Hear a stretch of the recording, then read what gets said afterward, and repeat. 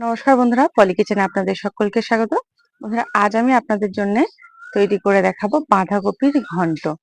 আমি এটা মাছের মাথা ছাড়াই করছি, আর একদম কিন্তু অনুষ্ঠান বাড়িতে যেমন বাঁধাকপি তৈরি হয় ঠিক সেম ওইভাবেই আমি তৈরি করছি। রেসিপিটা সম্পূর্ণ দেখুন, আশা করি আপনাদের ভালো লাগবে।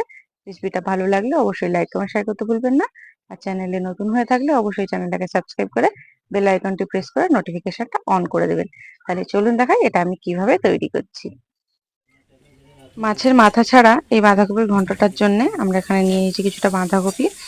আর যেহেতু হালকা গরম পড়ে গেছে আর বাঁধাকপিতে একটা গন্ধ থাকে, তার জন্য সেই গন্ধটা একটু কম করার জন্য এখানে আমি দিয়ে দিয়েছি 1 চামচ হলুদ আর 1 চামচ লবণ। এই লবণ আর হলুদ দেওয়ার পর এটাকে একটু ভালোভাবে মাখিয়ে নিতে হবে। এমনভাবে মাখাতে হবে যেন এর থেকে জল বেরিয়ে যায়। ভালোভাবে এইভাবে চটকে এটা রেখে দিতে হবে। আর এই বাঁধাকপি রান্না করার জন্য আমাদের লাগবে কিছু গোটা মশলা। এখানে আমি কিছু গোটা মশলা ভালোভাবে ভেজে নেব। তার জন্য দরকার ধনে, এখানে দেবো গরম মশলা, এলাচ, লবঙ্গ আর দারচিনি। এটা শুকনো কড়াইতে একটু ভালো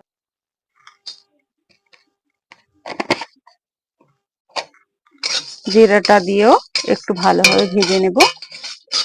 এবারে এটা একটা পাত্রে আমি নামিয়ে নেব। এবারে আমি কড়াইতে দিয়ে দেবো তেল। এখানে গরম হয়ে গেছে, তেলের ওপরে আমি দিয়ে দেবো কালো জিরে আর দিয়ে দেবো তেজপাতা। কালো জিরেটা ভালোভাবে ভাজা হয়ে গেলে এতে দিয়ে দেবো একদম ঝিরিঝিরি করে আমি কুচিয়ে নিয়েছি দুটো পেঁয়াজ আমি দিয়ে দিলাম।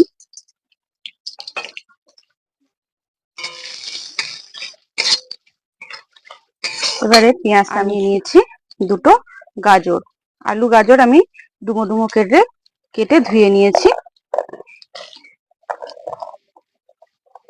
এগুলো পেঁয়াজের সাথে দিয়ে একটু লালচে করে ভেজে নেব।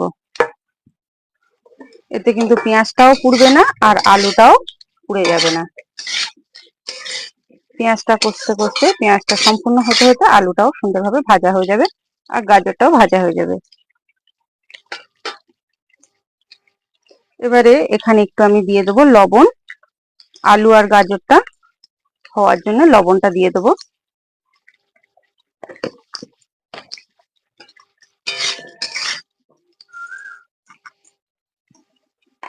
এবারে এতে আমি দিয়ে দেবো 4টে লঙ্কা। আপনারা চাইলে এখানে কাঁচা লঙ্কা ব্যবহার করতে পারেন, আমি এখানে লঙ্কাটা পাকা লঙ্কাই দিয়েছি। এবারে এতে আমি কালারের জন্য দিয়ে দেবো হলুদ,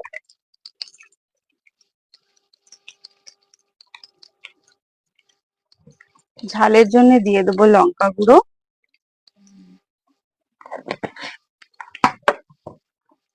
আর দিয়ে দেবো সামান্য কাশ্মীরি লঙ্কা গুঁড়ো।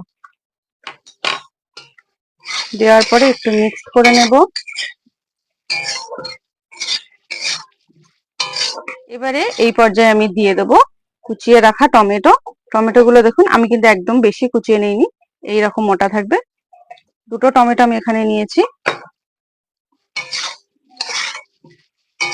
এবারে টমেটোটা দিয়ে ভালোভাবে টমেটোটাকে এই মশলার সাথে কষিয়ে নেব।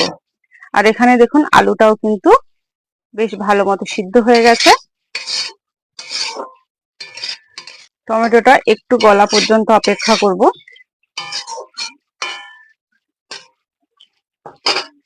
হ্যাঁ বলো, এবারে বলো। এবারে এই অবস্থাতে আমি দিয়ে দেবো আদা আর রসুন, এখানে আমি বেটে রেখেছি। আদা আর রসুনটা দেওয়ার পরে একটু ভালোভাবে মিশিয়ে নিতে হবে। টমেটোটা দেওয়ার পরে যদি আদা রসুন দেন তাহলে কিন্তু এর গন্ধটাও সুন্দর হয় আর হালকা কিন্তু আদা রসুনের গন্ধ থেকে যায়, যার জন্য এটা কিন্তু বাঁধাকপির গন্ধটা তেমন বোঝা যায় না। আর বাঁধাকপির গন্ধটা কম হওয়ার জন্য আমি আগে থেকে লবণ দিয়ে বাঁধাকপিটা ভালোভাবে মেখে রেখেছিলাম, যাতে বাঁধাকপিটা দিয়ে গন্ধ না বেরোয়। দেখুন সমস্ত মশলা কিন্তু এখানে ভালোভাবে কষানো হয়ে গেছে আর আলুটাও সিদ্ধ হয়ে গেছে আর টমেটো গুলো কিন্তু হালকা গলে গেছে। আর এর আদা রসুনের গন্ধটাও কিন্তু তেমন একটা নেই, একেবারে মৃদু একটা গন্ধ আছে। এবারে এই পর্যায়ে আমি দিয়ে দেব আগে থেকে আমি লবণ আর হলুদ মাখিয়ে রেখেছিলাম বাঁধাকপি, সেই বাঁধাকপিটা আমি এতে দিয়ে দেব। অবশ্যই বাঁধাকপিটা যখন দেবেন বাঁধাকপির জলটা কিন্তু একেবারে বার করে তারপরে দিতে হবে।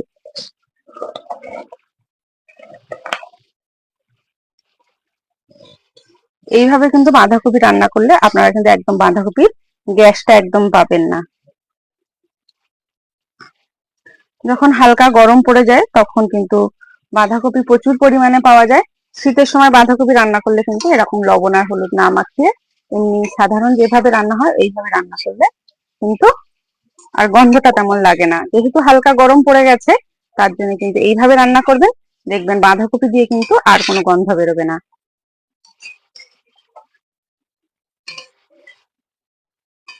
এবারে আমি এটা ভালোভাবে উল্টে পাল্টে বাঁধাকপির সাথে সমস্ত মশলা আমি মিশিয়ে নেব। আর পরবর্তীতে যদি লবণ লাগে তখন এখানে আমরা লবণটা ব্যবহার করব। ভালোভাবে মশলাটা আমি মিশিয়ে নিয়েছি, এবার এটা আমি ঢেকে দেব। এবারে এটা আমি একটু ঢেকে দেব, ঢেকে 2 থেকে 3 মিনিট এটা ভালোভাবে কষিয়ে নেব। এবার আমি ঢাকনাটা খুলে নেব, ঢাকনাটা খুলে আবার ভালোভাবে এটাকে আমি উল্টে পাল্টে ভালোভাবে এটাকে কষিয়ে নেব। আর এটা কিন্তু ঢাকনা দিয়ে দিয়েই ভালোভাবে একটু সিদ্ধ করে নিতে হবে, যেহেতু এটা আলাদা করে সিদ্ধ করা নেই। আর আলাদা করে সিদ্ধ করার থেকে প্রেসার কুকারে যদি সিদ্ধ করতে চান অবশ্যই কিন্তু এইভাবে যে আমি যেভাবে রান্না করছি এইভাবে কিন্তু এর টেস্ট আর আসবে না। এবার আমি আগে থেকে ভেজে রাখা যে মশলাটা ছিল সেই মশলাটা আমি এর ভিতরে দিয়ে দিলাম, দিয়ে ভালোভাবে একটু উল্টে পাল্টে দিলাম। তারপরে দেখুন ভালোভাবে এইভাবে প্রায় 5 থেকে 7 মিনিট এইভাবে একটু ভালোভাবে কষে নিতে হবে। আপনারা চাইলে ঢাকা দিয়েও সিম করে গ্যাস সিম করে কষে নিতে পারেন, কিংবা গ্যাসটা মিডিয়াম ফ্লেমে রেখে এইভাবে খুন্তি দিয়ে নেড়ে নেড়েও এটা রান্না করে নিতে পারেন। ব্যাস এভাবে তৈরি হয়ে যাবে বাঁধাকপির দুর্দান্ত এই ঘন্টটি। এটি কিন্তু মাছের মাথা ছাড়াই আমি রান্না করেছি, আপনারা চাইলে এতে মাছের মাথা দিতে পারেন। এবারে আমি এর উপরে ছড়িয়ে দেবো কুচিয়ে রাখা ধনেপাতা। ধনেপাতাটা দেওয়ার পর আবার একটু ভালোভাবে মিক্সড করে নেব। তারপরে এটা একটি পাত্রে আমি তুলে নেব। তারপরে গরম গরম ভাত কিংবা গরম গরম রুটির সাথে এটা পরিবেশন করতে পারেন। যেহেতু মাছের মাথা দেওয়া নেই, রুটি পরোটা সাথেও এটা পরিবেশন করা যেতে পারে। আর এটা কিন্তু টেস্টটা দুর্দান্ত হয়। রেসিপিটা অবশ্যই বাড়িতে একবার তৈরি করবেন, আর কেমন হয়েছে অবশ্যই কমেন্ট করে জানাতে একদম ভুলবেন না। আর বন্ধুরা এইভাবে কিন্তু অবশ্যই বাড়িতে তৈরি করবেন, এর স্বাদ কিন্তু একদম অনুষ্ঠান বাড়িতে যেভাবে বাঁধাকপি রান্না করা হয় ঠিক সেম একই স্বাদ। এখন ভালোভাবে উল্টে পাল্টে এবারে একটা পাত্রে এটাকে নামিয়ে নেব।